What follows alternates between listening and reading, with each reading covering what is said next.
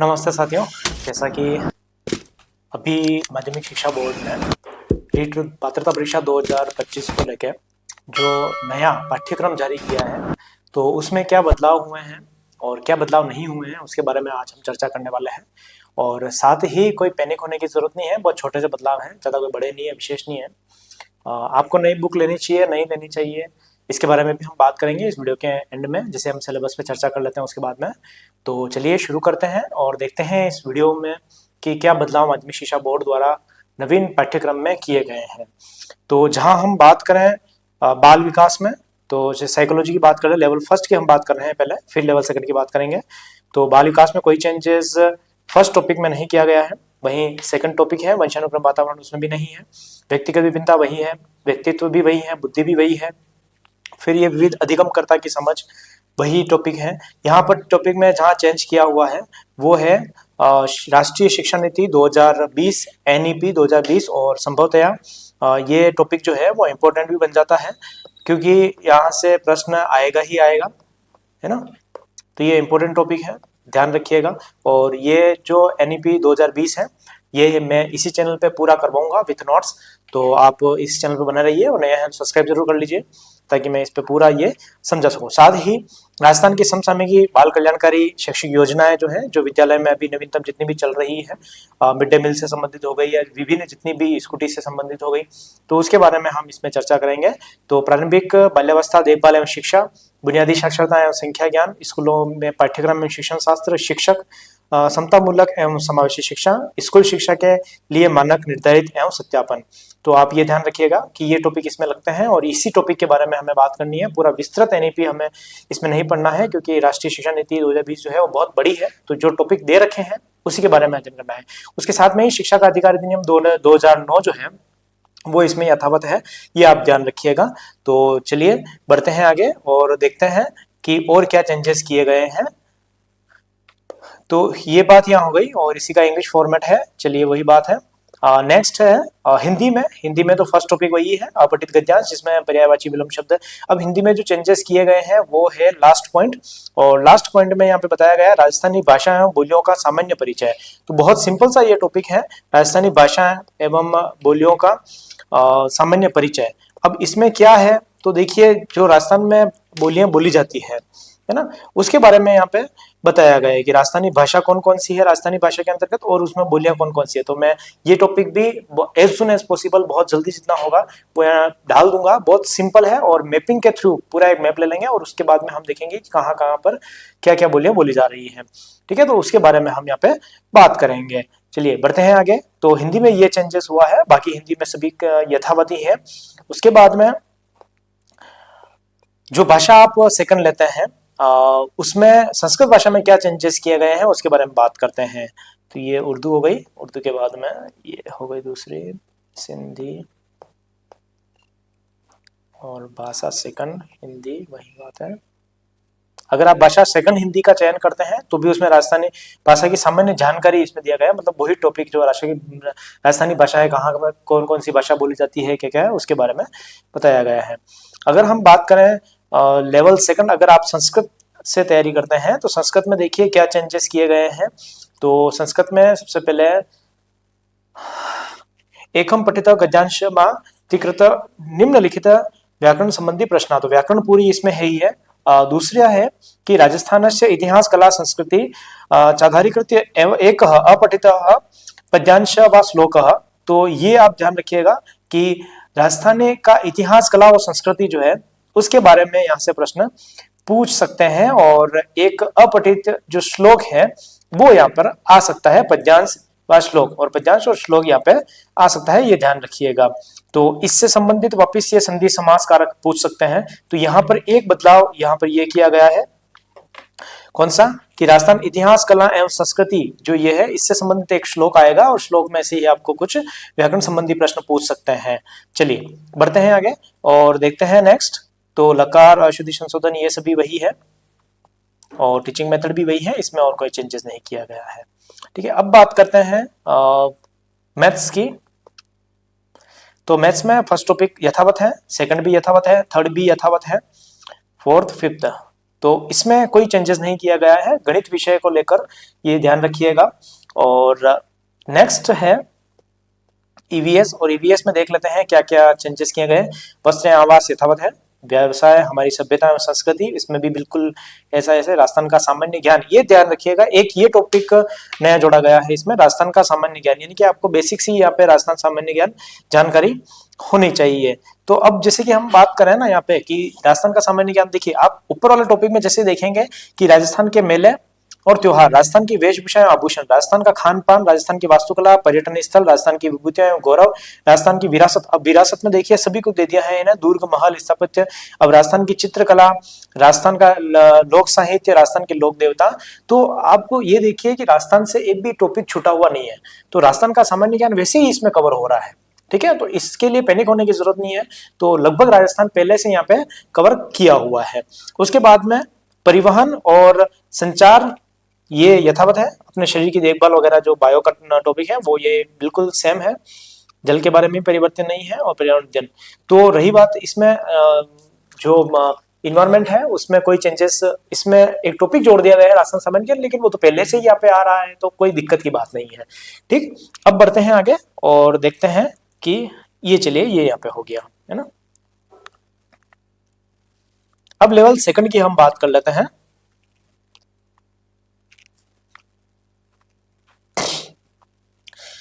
Level second में हम देखेंगे जो मनोविज्ञान है उसमें पहला दूसरा सभी ये टॉपिक यथावत है। उसके बाद में यहाँ पर भी सेम चीजें चेंज की गई है, और सेम चीजों में क्या है कि राजस्थान शिक्षा नीति जो एजुकेशन न्यू एजुकेशन पॉलिसी है उसके बारे में दर्शाया गया है। तो जो लेवल फर्स्ट में था वही लेवल सेकंड में भी है, और ये मैंने कहा था आपको इसी चैनल पे मैं ये बहुत जल्द इसको करवा दूंगा। अभी मैं थोड़ा स्टूडियो से बाहर हूँ, तो इसलिए इस फॉर्मेट में जो वीडियो आ रही है उसी फॉर्मेट में हम यहाँ पे कर लेंगे। और राजस्थान की समसामयिकी बाल कल्याणकारी योजना है, जो जितनी भी राजस्थान की समसामयिकी बाल कल्याणकारी योजना है, देखिए मेरी राय यह है कि जो अभी आप थोड़ा सा रुकिए और इसको लेके पर्टिकुलर एक बुक आ जाएगी कोई ना कोई मार्केट में, आप उसको पढ़ लीजिए। ज्यादा योजना ही है, 5 10 15 कुछ योजनाएं होगी, आप उसको पढ़ लीजिए और बेसिक से इसमें से पूछेंगे। नेक्स्ट हम बात करते हैं, ये तो रही साइकोलॉजी की बात, और साइकोलॉजी के बाद में जो हिंदी शिक्षण है, जो पहले प्रथम भाषा जो हिंदी है, उसमें देखिए जो चेंजेस किया गया है वो चेंजेस किया गया है राजस्थानी भाषा एवं साहित्य की सामान्य जानकारी, वो वही बात हो गई जो लेवल फर्स्ट में किया गया था, वो यहाँ पर भी चेंज किया गया है। राजस्थानी भाषा है साहित्य की सामान्य जानकारी की, आपको कौन कौन से साहित्यकार हुए हैं, कौन कौन सी बुक्स लिखी है, तो और राजस्थानी भाषा कौन कौन सी है, तो ये आपको इसमें पूछेंगे। तो साहित्य की बात करें तो कौन कौन सी बुक्स है क्या है, इसकी मैं पूरी एक पीडीएफ जो हाथ से लिखे हुए मेरे नोट्स हैं वो मैं आप अपने ही टेलीग्राम चैनल पर श्रीमाली सर नाम से ही है, आपने ज्वाइन नहीं किया तो वहाँ पे ज्वाइन कर लीजिए, वहाँ पे मैं डाल दूंगा बहुत जल्दी ही, तो आपका ये टॉपिक वहां से क्लियर हो जाएगा। ठीक है, अब चलते हैं नेक्स्ट और देखते हैं नेक्स्ट क्या क्या चेंजेस किए गए हैं। तो अगर आप ये फर्स्ट लैंग्वेज लेते हैं और सेकंड लैंग्वेज भी लेते हैं तो वापिस वही आ गया, बार बार टच हो गया। हाँ, संस्कृत भाषा प्रथम, अगर प्रथम लेते हैं तो भी वही बात है कि अगर आप लेवल फर्स्ट लेते हैं, लैंग्वेज फर्स्ट लेते हैं, सेकंड लेते हैं संस्कृत को, तो आपका राजस्थान में से इतिहास कला संस्कृति जो ये चैप्टर है वो आप देखेंगे तो यहाँ पे लिखा हुआ है, इसका एक श्लोक आएगा, पद्य आएगा, गद्य आएगा, जो भी पद्य लिखा हुआ है वैसे तो, पर पद्यांश आएगा एक, और उसी में से प्रश्न पूछे जाने की संभावना रहेगी, तो उससे संबंधित प्रश्न पूछ सकते हैं, तो इसमें कोई पैनिक होने की जरूरत नहीं है। वैसे ही आती है अपठिति, समझ लीजिए उसको, तो राजस्थान से संबंधित आ जाएगा। हाँ, एक और ये ध्यान रखिएगा, शायद ये लेवल फर्स्ट में बताना मैं भूल गया, तो यहाँ पे ध्यान रखिएगा संस्कृत भाषायाम राजस्थान से संस्कृत साहित्य कारणानाम योगदान संबंधी प्रश्न, मतलब संस्कृत साहित्य जो लिखा है राजस्थान के जो कवि हुए हैं उन्होंने, तो वो सभी पूछ सकते हैं कि उनके कौन कौन सी पुस्तकें हैं ना, जो मैं लिस्ट आपको भेजूंगा अपने टेलीग्राम चैनल पे, उसमें ये सभी हम बांट देंगे कि कौन कौन सी भाषा संबंधित। संस्कृत की हैगी तो मैं संस्कृत की एक अलग से वो उसमें लिख दूंगा, ऊपर मेंशन कर दूंगा कि ये संस्कृत भाषा से संबंधित है, तो ये प्रश्न वहां पे पूछा जाएगा, ये ध्यान रखिएगा। नेक्स्ट हम बात करें इससे आगे, तो देखिए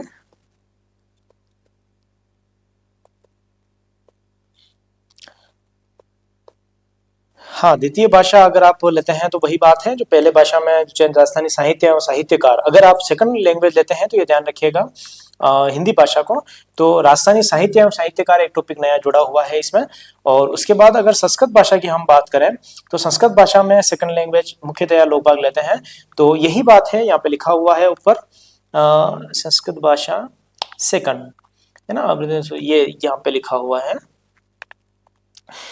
कि एकम अपठित पद्यांश व श्लोकम, या तो पद्यांश आ सकता है या श्लोक आ सकता है। राजस्थान से इतिहास कला संस्कृति, राजस्थान से इतिहास कला संस्कृति चादारीकृत निम्नलिखित बिंदु संबंधित व्याकरण प्रश्न, जो ये प्रश्न होंगे उनसे संबंधित प्रश्न पूछे जाएंगे। संधि, समास, कारक, प्रत्यय, छंद, अलंकार, विशेषण, विशेष विशेषण और लिंग संबंधी प्रश्न।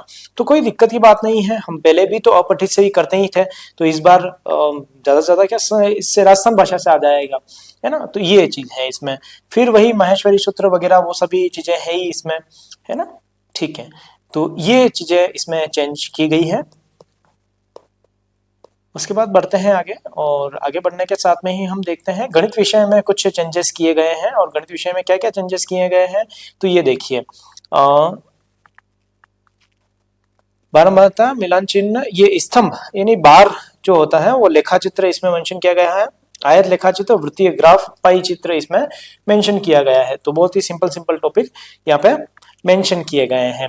वहीं हम एसएस की ओर बात कर लेते हैं, तो एसएस में क्या क्या चेंज किए गए हैं वो भी अपन देख लेते हैं।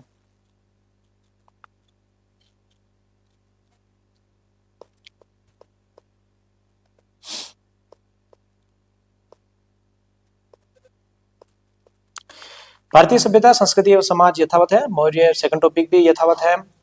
मध्यकालीन भी इन्होंने कुछ नहीं किया है। पृथ्वी हमारा आवास, ये भी बिल्कुल। राजस्थान का भूगोल, ये भी ठीक है। राजस्थान की कला, संस्कृति, इतिहास, तो ठीक है। एसएस में इन्होंने कोई विशेष बदलाव नहीं किए हैं। तो मुख्यतया जो बदलाव किए गए हैं वो यही मैंने आपको बता दिए हैं। और कौन कौन से बदलाव किए गए हैं तो हम एक बार फिर डिस्कस कर लेते हैं यहाँ पर। और मुख्यतया जो बदलाव किए गए हैं वो है लेवल फर्स्ट की हम बात करें तो लेवल फर्स्ट की हम बात करें तो लेवल फर्स्ट में एनईपी, इसका रोज काम पड़ता नहीं है चलाने का, तो एनईपी 2020 जो नई आई है उसके बारे में चेंजेस किया गया है।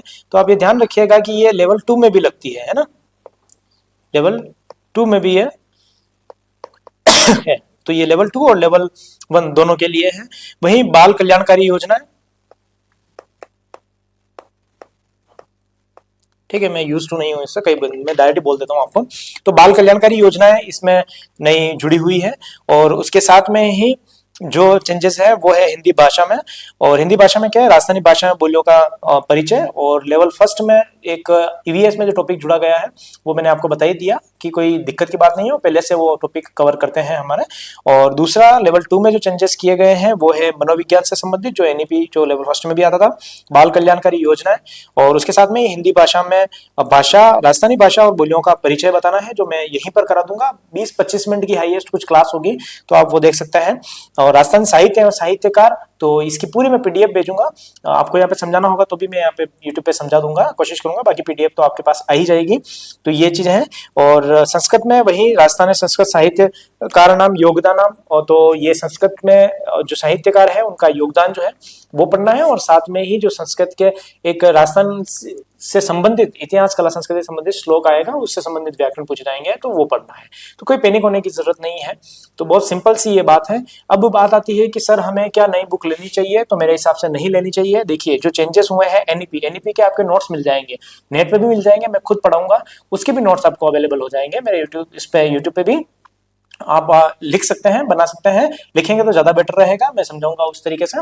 और दूसरा उसकी पीडीएफ जो है आपको टेलीग्राम चैनल पे मिल जाएगी, तो आप प्रिंट निकलवा सकते हैं। एनईपी के मैं पूरे नोट्स भी आपके साथ में कर दूंगा, सेंड कर दूंगा। लेकिन आपको उसमें से वही टॉपिक पढ़ने हैं जो टॉपिक अपने एग्जाम में लगते हैं। दूसरी बात है कि भाषा और बोलियां, तो भाषा और बोलियों का मैं पूरी जो पीडीएफ है उसमें भेज दूंगा। और भाषा और बोलियां बहुत सिंपल है है ना। आप सीखवाल की बुक ले लें, किसी भी बुक ले लें, उसमें भाषा और बोलियां दे रखी है। तो कौन कौन सी, ढूंढाड़ में कौन सी बोली जाती है, डूंगरपुर बांसवाड़ा में कौन सी बोली जाती है, उदयपुर में कौन सी बोली जाती है, अलवर में कौन सी बोली जाती है। तो इस तरीके की, भाई हाड़ौती भाषा कहाँ की है, तो ये अभी लास्ट सीईटी में भी आया था क्वेश्चन, हाड़ौती भाषा कहाँ की है, ठीक है। और ये जैसे मारवाड़ी भाषा कहाँ की है, मेवाड़ी, वागड़ी, ढूंढाड़ी, ठीक है। तो ये भाषा कहाँ की है, तो ये पूछी जा सकती है, बहुत सिंपल सिंपल सी है।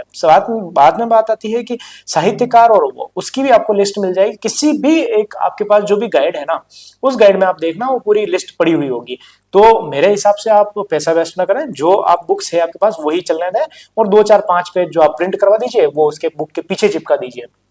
नई बुक लाने की कोई जरूरत नहीं है। अगर हाँ आपके पास कोई अभी तक लाए नहीं है, आप बिल्कुल फ्रेशर हैं और तैयारी कर रहे हैं, तो आपको एक नई बुक जो मार्केट में आ जाएगी, अभी 2 3 दिनों में आ जाएगी, तो वो आप जरूर उसको कर सकते हैं, मेंशन कर सकते हैं। बाकी मेरे हिसाब से अगर आप पास पहले से है बुक तो आप वही पढ़िए, आपके पास पहले से नोट्स है तो वही पढ़िए, नई लाने की जरूरत नहीं है। चलिए मिलते हैं, ये बात थी आज की, और मिलते हैं बहुत जल्द एक नेक्स्ट वीडियो में। और एनईपी 2020 से संबंधित मैं डाल दूंगा इस पे, और सारे जो टॉपिक नए नए जुड़े हैं वो भी मैं इस पे डाल दूंगा। करंट अफेयर्स की जरूर आपको एक बुक लानी चाहिए, जो बाल कल्याण योजनाएं आ रही है, नई नई आती रहती है, उसके बारे में आपको जरूर ले आनी चाहिए। तो दिसंबर आप लास्ट वीक तक रुकें, वो छोटी सी योजनाएं ही हैं, जनवरी में शायद आ जाती है 10 तारीख तक में मोस्टली, तो वो जनवरी वाली ही लाए आप, है ना। तो ये लास्ट में पढ़ने का रखें। मिलते हैं बहुत जल्द एक दूसरे वीडियो में, तब तक के लिए धन्यवाद। पढ़ते रहिए, मुस्कुराते रहिए, खुश रहिए।